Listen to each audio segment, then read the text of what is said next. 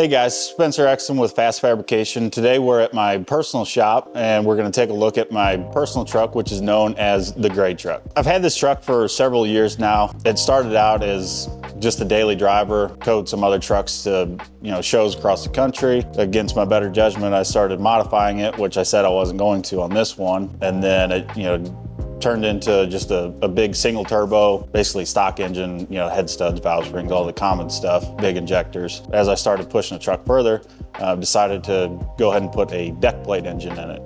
That's from Industrial Injection. Obviously, everything that you can do to an engine, 1-inch steel deck plate, billet diamond pistons, cut the intake plenum off, fabricated one, and then big compounds.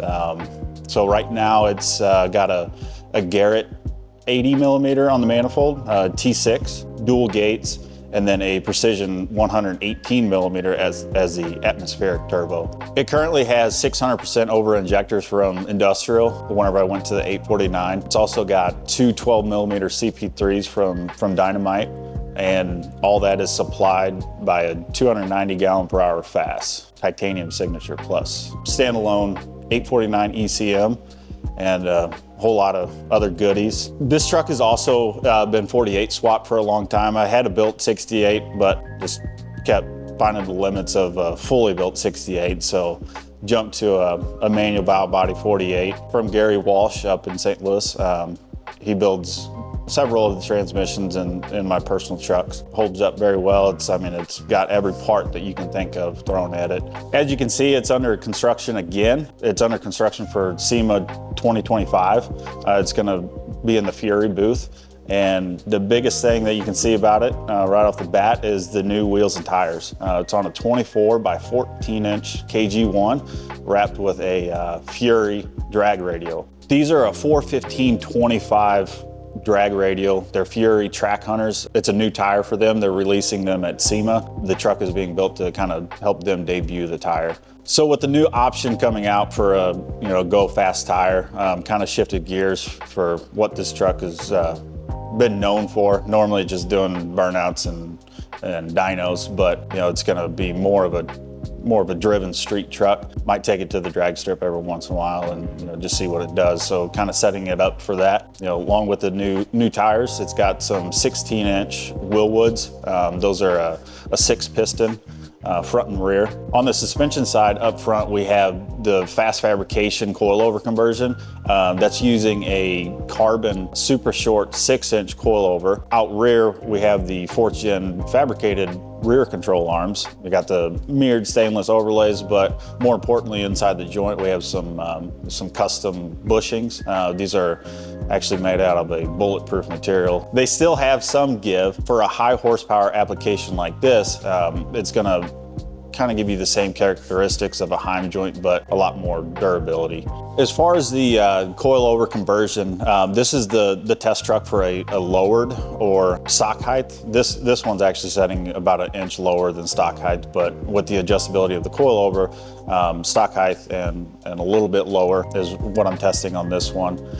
Everything is, everything clears, track bar, the dual stabilizer that we also sell. Everything works very nicely together. A lot of you have been asking about different heights for the coilover conversion. So you see this truck, this is stock and lower. We have Jake's truck, which is a level truck, and then Julia's truck, which is 6-inch. So we have options for anything from lower than stock to up to 6.5, anything in between there.